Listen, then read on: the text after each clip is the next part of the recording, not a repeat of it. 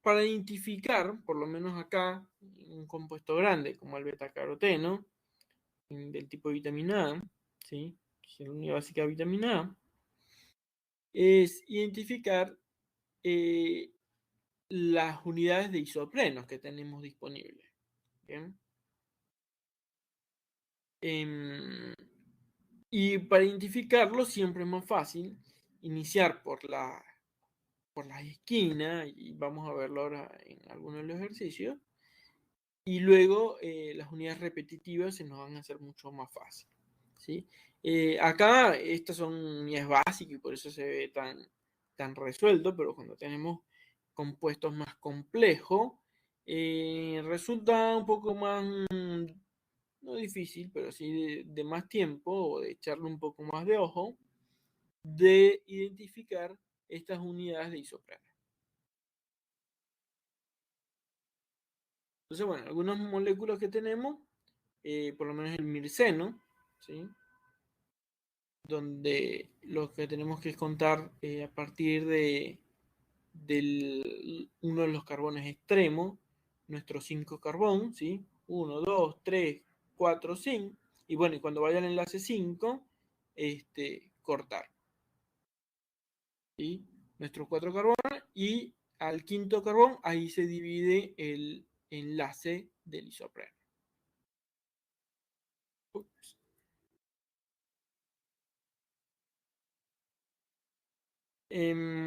Cuando esto se puede volver, que era lo que decía, más complejo, por lo menos cuando empezamos a tener compuestos cíclicos, no caer en el error de identificar las unidades de isopreno de forma, por lo menos acá, neftalatona. Ay, ¿dónde está? ¿Dónde está? ¿Dónde está? Se me fue. Sí, acá, que lo más intuitivo sería empezar así, en forma de aguja del reloj, y sería incorrecto porque estaríamos metiendo más dobles enlaces de los necesarios para que sea una unidad de isopreno. Y más complejo aún cuando son compuestos tridimensionales, donde tenemos que usar un poco la imaginación para saber dónde está la unidad de isopreno.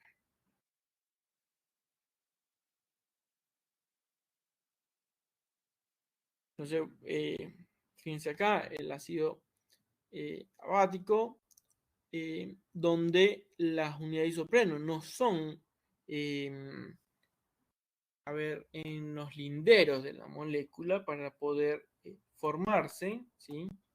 No van en este sentido, sino que van en el sentido de siempre incluir un carbono terminal y un doble enlace.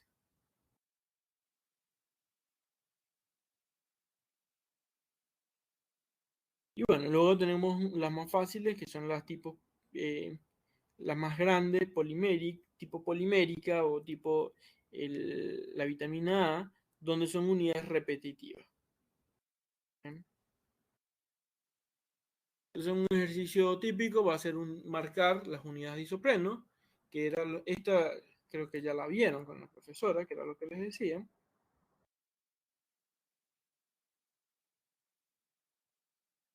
Bien, esto ya la vieron en clase.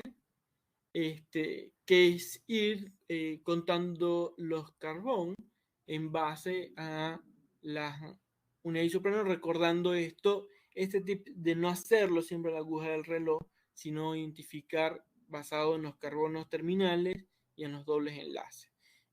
Una manera fácil de empezar siempre es por donde tenemos un CH3, ¿sí?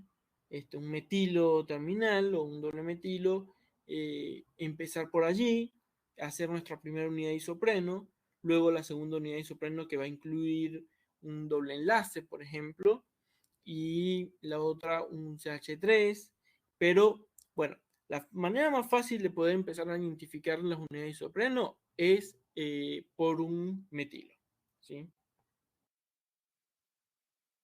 Y como la mayoría se le va a dar terpeno es estar pendiente de la cantidad de carbón que están contando, ¿sí?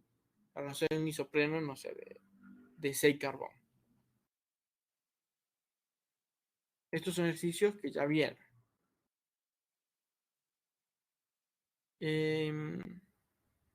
Este mecanismo de reacción también ya se vio, ¿sí? Que es el reglamiento de Warner, donde es a partir de un compuesto inicial obtener los derivados, ¿sí? A partir de ciertos reactivos. Esto hasta el 6 lo vieron en la clase final del teórico de pasado. Bueno, de la semana pasada.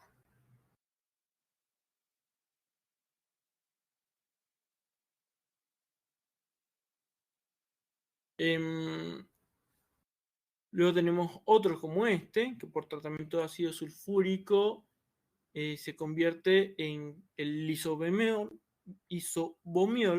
que con tratamiento de ácido sulfúrico se convierte en canfeno, ¿sí? Y obtener un mecanismo de reacción es basado en el mismo mecanismo anterior, ¿bien? Donde obtenemos un compuesto de nombre sistemático, acá se lo anoto porque lo saco del sistema directamente, el 2,2, ¿sí? Dimetil, 3-metil, benciclo, hectano, ¿sí? El mecanismo de reacción es el mismo de Warner que estaba anteriormente. A ver si avanzo porque hasta el 6, hasta acá, creo que lo vieron con la profe.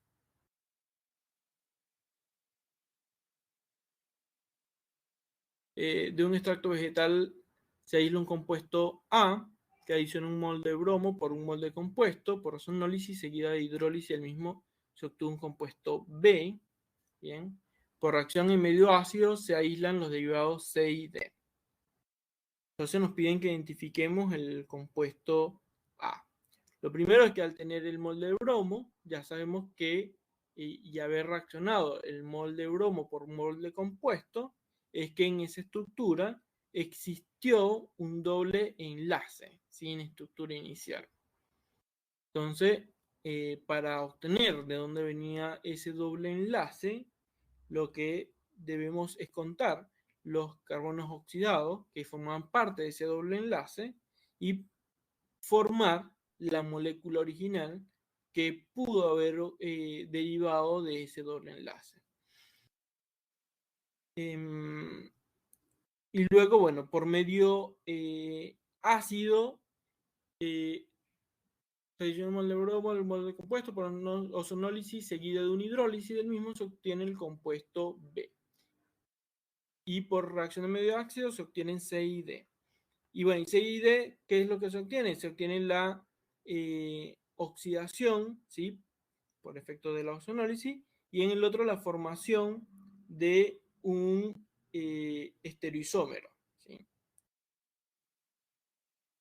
Entonces ya identificando el doble enlace a partir de la primera identificación, ya es más fácil hacer la del medio ácido, de identificar el estereoisómero y los carbonos asimétricos para el cual estarían formando por ozonólisis la formación de este alcohol.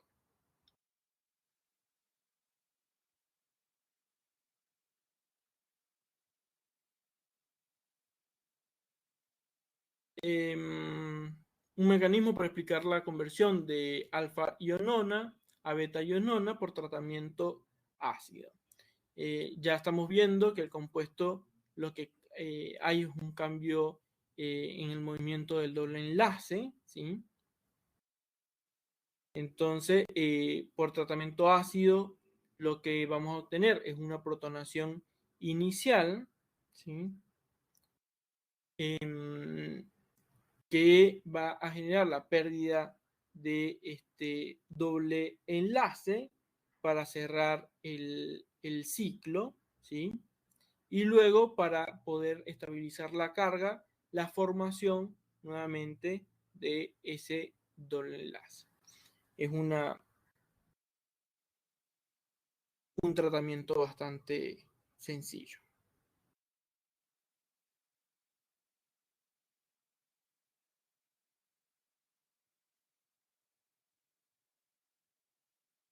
Acá tenemos un disterómero del geraniol, ¿sí? Llamado nerol, los cuales son productos naturales, ambos.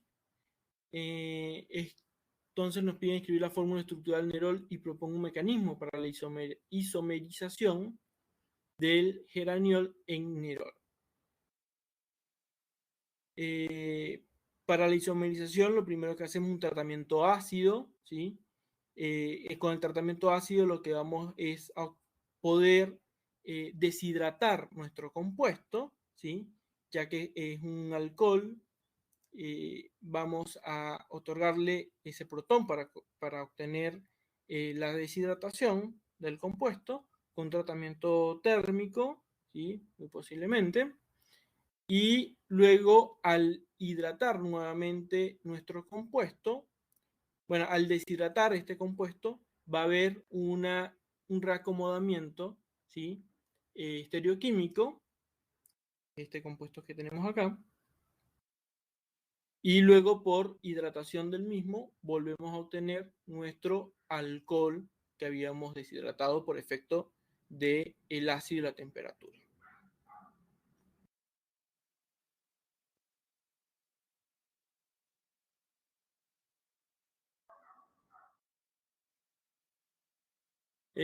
Como regla general, los alcoholes ecuatoriales se esterifican más fácil que los axiales. ¿Y esto por qué? ¿Qué producto espera obtener a partir de los compuestos siguientes con equivalentes de anhídrido acético? Y, a ver, los alcoholes ecuatoriales se esterifican más fácil porque están más disponibles, no tienen toda la protección que tiene eh, el compuesto en su forma axial, ¿sí? Si lo vemos de esta forma, ¿sí? Vamos a ver, acá tenemos la transdecalina y la cisdesclaína, ¿sí? Este compuesto, fíjense que tiene la protección o el solapamiento de carbón, que en este no existe. Es por una cuestión más de estereoquímica.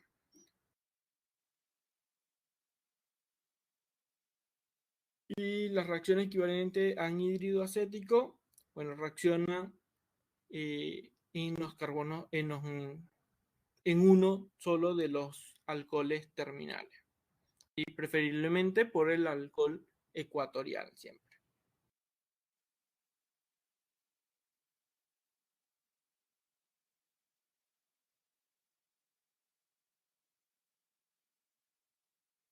En la síntesis de terpenos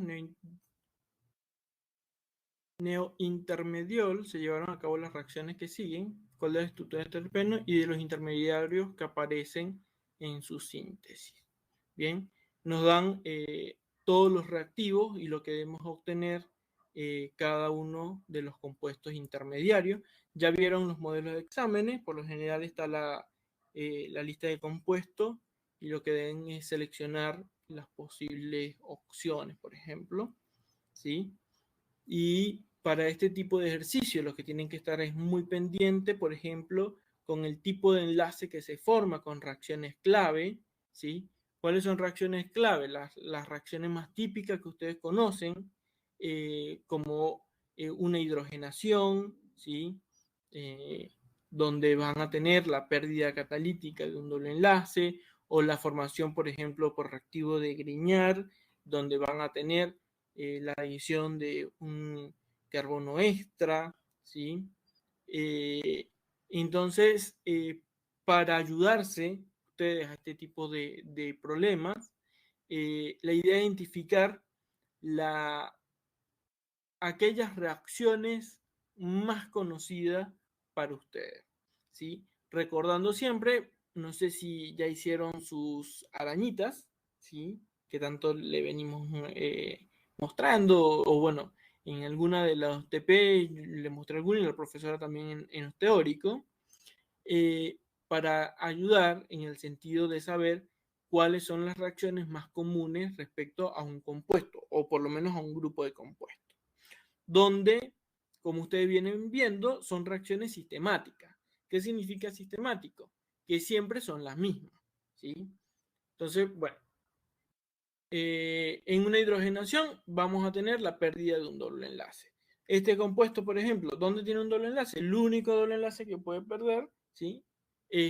Lo perdemos. ¿Qué va a pasar a perder ese doble enlace? Vamos a generar una carga positiva que va a estar disponible para reaccionar en este compuesto, ¿sí?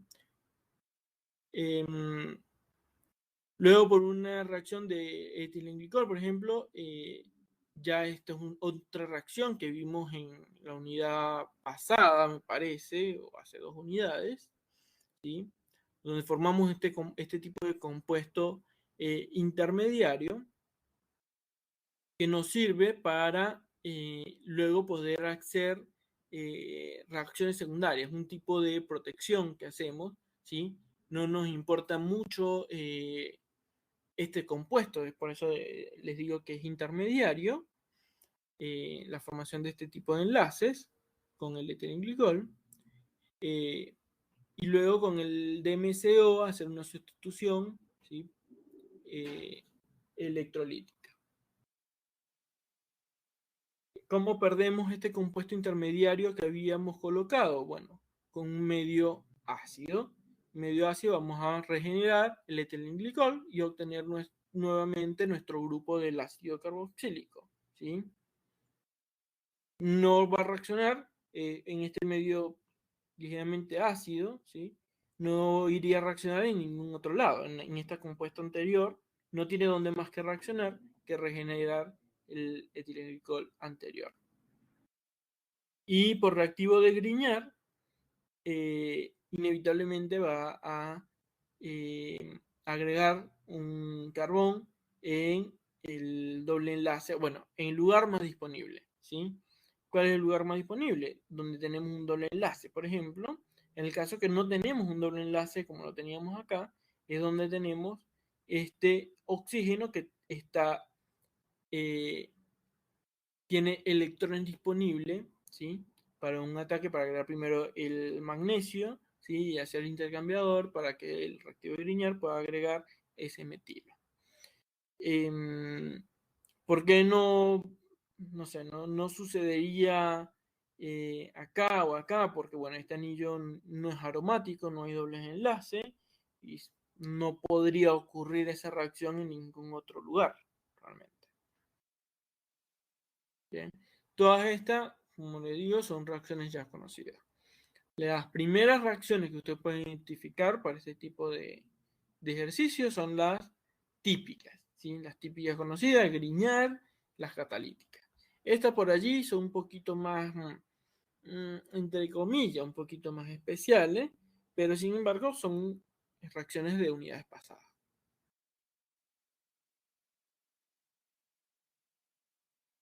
El mirceno, y nos dan la estructura atómica, ¿sí? De 10 carbón y 16 hidrógenos, creo que dice. Un terpeno aislado del aceite de laurel absorbe 3 moles de hidrógeno en presencia de un catalizador. Bien. Por degradación de permanganato de potasio, el miceno produce acetona, formaldehído y oxopentanodial. ¿Cuál es su estructura? A ver, si nos están diciendo que por permanganato forma, ¿sí? Ya acá tenemos que percatarnos de algo. Vamos de atrás hacia adelante en lo que nos dicen porque es crucial. El permanganato es un medio oxidante, ¿sí?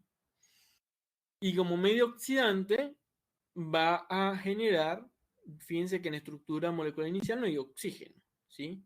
Y nos está diciendo que va a producir acetona, formaldehído y oxopentanodial. Un oxo que tiene oxígeno. Entonces nos están diciendo que esto va a generar compuestos de tipo ácido carboxílico, derivados de ácido carboxílico, donde o donde oxidaría el permanganato, donde encuentre dobles enlaces, ¿sí? Porque va a hacer intercambio con uno de los con uno de los enlaces disponibles de ese carbón, va a generar un carbocatión y va a incorporar a este oxígeno que se va a convertir en el derivado de ácido. Cuando nos dicen que genera una acetona, es porque debe tener un compuesto, un doble enlace que está entre dos carbón, ¿sí? Que está entre dos R. Un formaldehído porque debe tener uno de los dobles enlaces en una de las esquinas. Bien. Y el 2-oxopentanodial ya nos está diciendo también dónde debe estar esta tercera parte de la molécula. Bien. Entonces, esta reacción es clave en la ubicación de los dobles enlaces.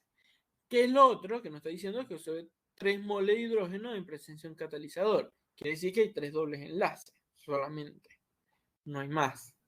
Entonces, para formar estos derivados de ácidos, ¿sí? Producto de la oxidación con permanganato, tenemos que ubicar solamente 3 dobles enlaces. ¿Cómo lo ubicamos? En función a dónde están los derivados. El primero, formaldehído, es más fácil porque sabemos que tiene que estar terminal. El de la acetona, como les digo, entre los dos carbón. Y el oxopentanodial ya saldría solo, y además cuando contamos carbón e hidrógeno, sería mucho más fácil corroborar que la estructura que estamos proponiendo es adecuada.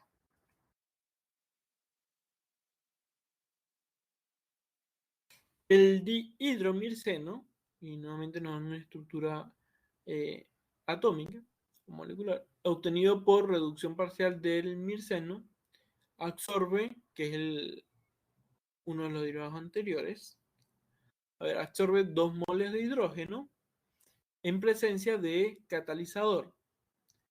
Por oxidación energética con permanganato, el dihidromirceno origina acetona, ácido acético y oxopentanoico. ¿Cuál es la estructura del mirceno? ¿Es sorprender que se forme a partir de la reducción del mirceno o no? Bueno, si el mirceno, que era el anterior que teníamos, lo reducimos, ¿sí? Reducimos uno de sus dobles enlaces por un efecto de un catalizador y una hidrogenación. No es de sorprender, ¿sí? Porque si hidrogenamos acá y quitamos este doble enlace y quitamos este doble enlace, tenemos dos carbones cargados, dos carbocatión, que incluso como compuesto intermediario formarían ese doble enlace que tiene el dihidromirceno. Bien. Entonces, bueno, cuando nos dicen que por oxidación genera ácido acético y el ácido oxopentanoico, ya el oxopentanoico sabemos que mantuvo la misma estructura, ¿sí? Esta parte del mirceno, y del ácido acético tuvo que haber atacado este doble enlace que está acá para formar el ácido acético terminal. Bien.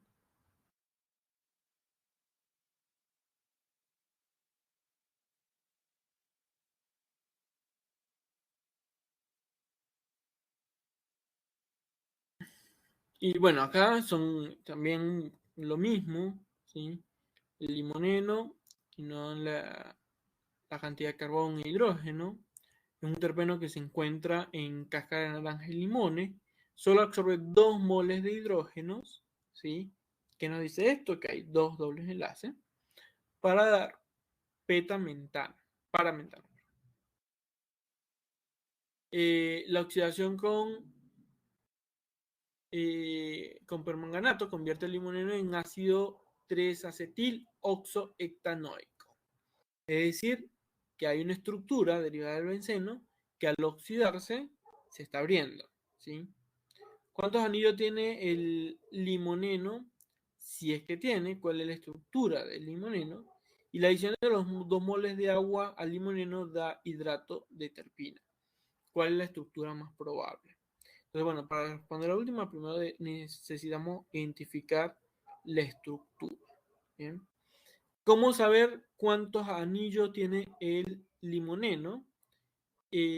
Primero por la cantidad de carbón, ¿sí? Y los dobles enlaces que tenemos. Además nos está diciendo que al oxidar ya nos está dando una estructura. Esta estructura, el ácido 3-acetil oxohectanoico, la podemos hacer, ¿sí? Porque ya tenemos por IUPAC, sabemos esta nomenclatura, es más fácil hacerla y hacer ingeniería inversa del proceso oxidativo. ¿Bien? Pero bueno, ya al decirnos que es fíjense que acá tenemos la estructura de ácido y que es oico y sabemos que tiene un solo anillo, ¿bien? Por la forma en que está la nomenclatura. Entonces, bueno, como recomendación en este caso particular es empezar por la estructura que nos están dando, que la podríamos escribir por norma IUPAC, y luego irnos hacia la construcción del compuesto original, contando los carbón y los hidrógenos.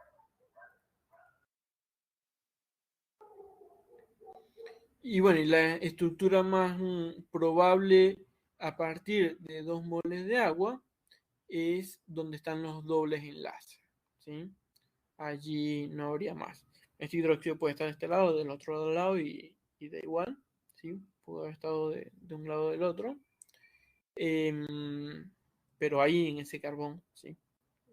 Obviamente, porque es donde está el doble enlace y además que es más fácil entrar en los radicales del anillo, ¿sí?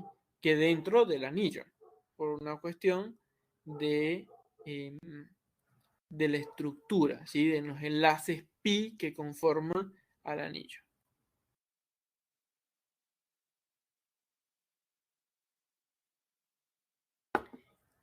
El alfa terpineno, ¿sí? Terpeno que está en el aceite esencial del cilantro, solo absorbe 2 moles de hidrógeno para dar para mentano. La ozonólisis de alfa terpineno. La ozonólisis del alfa terpineno origina 6-metil 2,5-hectanodiona y otro compuesto. ¿Cuál es la estructura del alfa terpineno? Y lo mismo que le decía del ejercicio anterior. Acá el primer paso a realizar, ¿sí? Además de ya anotar que tenemos 2 moles de hidrógeno, son 2 dobles enlaces, que es un terpeno por la nomenclatura, ¿sí? En una forma alfa, eso nos da idea de cómo están divididas las unidades de isopreno, no nos olvidemos de eso. Y como tercer paso para construir el rompecabezas de cómo es la molécula, es tomar el nombre IUPAC que nos están dando, que lo podríamos construir, ¿sí? Y hacer, identificar qué hizo la ozonólisis en ese compuesto para identificar la estructura original. Bien, esto es algo que no se resuelve solamente con la mente, tienen que escribir, hay que tener lápiz y papel e ir haciéndose el rompecabezas. ¿Bien? El rompecabezas, ¿cómo es más fácil? Cuando conocemos las normas básicas de las reacciones más comunes. ¿Bien? Y teniendo claro, obviamente, orgánica 1, que nos va a ayudar a entender la nomenclatura IUPAC.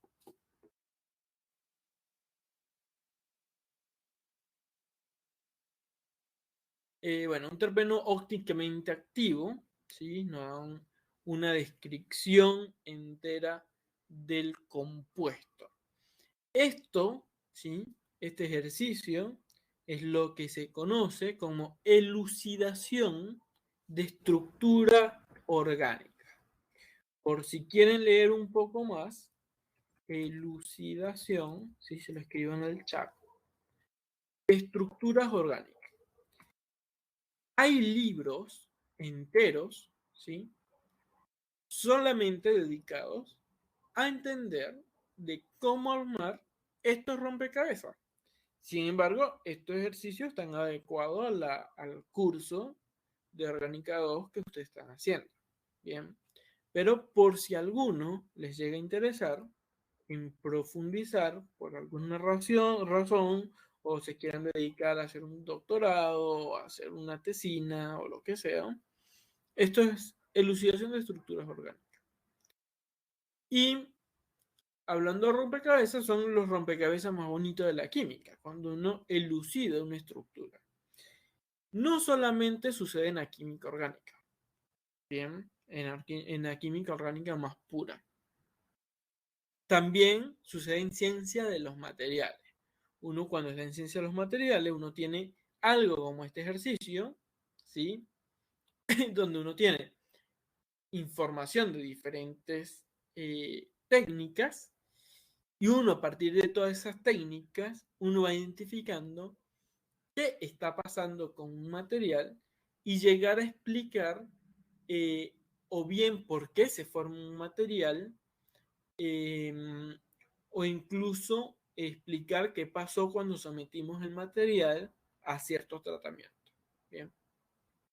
Entonces, bueno, este compuesto ya la banda ancha a 3400 en el infrarrojo, entre otras, es decir, esto tiene más, no está diciendo que esto tiene alcohol. Bien, 3400, banda ancha, hay un alcohol. Primero que notamos, un 8.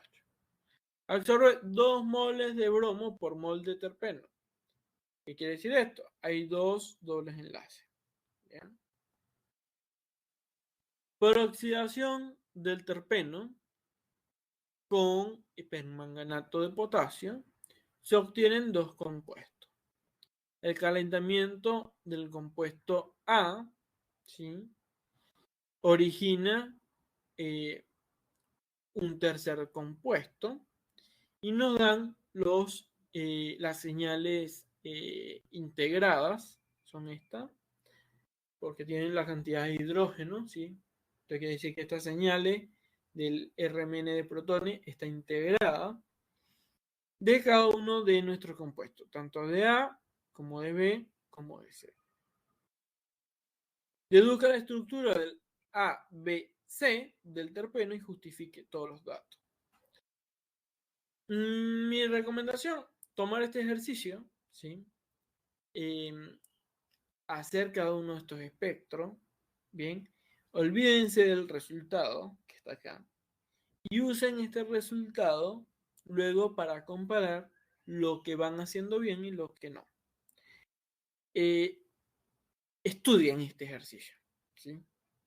Fíjense en él, estudienlo a profundidad, la identificación de cada una de las señales integradas de los espectros de RMN, bien, con la cual van a poder construir los compuestos. ¿Qué les va a ayudar a construir los compuestos? Bueno, pues tienen el balance de masa, ¿sí? Casi, no es el espectro de masa, pero bueno, tienen ya las unidades de masa para cada uno de los RMN. Entre eso, las señales, y sabiendo que esto tiene alcohol, ya pueden avanzar bastante. Y luego, bueno, también tienen la absorción en el V en 12 y 8, que les da una señal típica y característica de este compuesto. Bien. Entonces, bueno, es un lindo rompecabezas para armar, pensar y estudienlo para el parcial. Bien.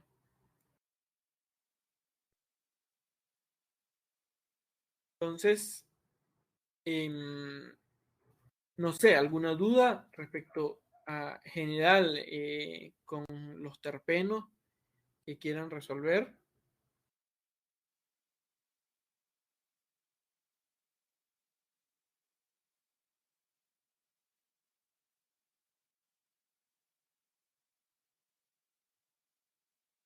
Del, del TP que vimos va a haber una pregunta, ¿sí?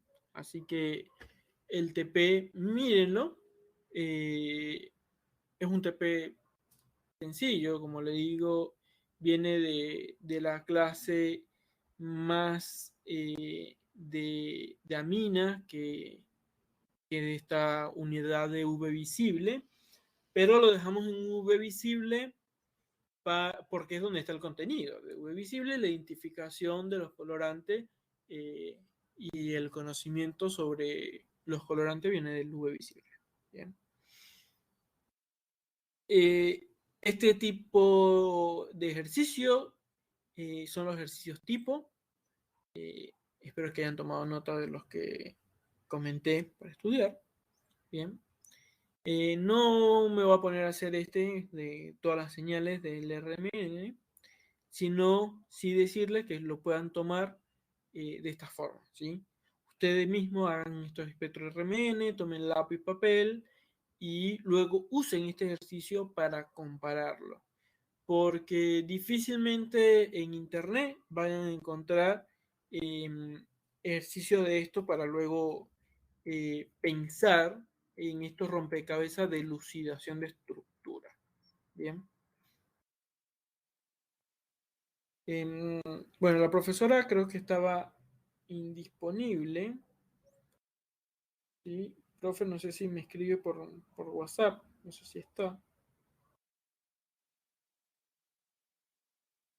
Em, entonces, bueno, de no ser así, yo creo que terminamos por hoy, ¿sí? Lo que estaba programado era dar la mitad de clase de problemas. Profe, ¿va a continuar la teórica o lo dejamos para la siguiente clase?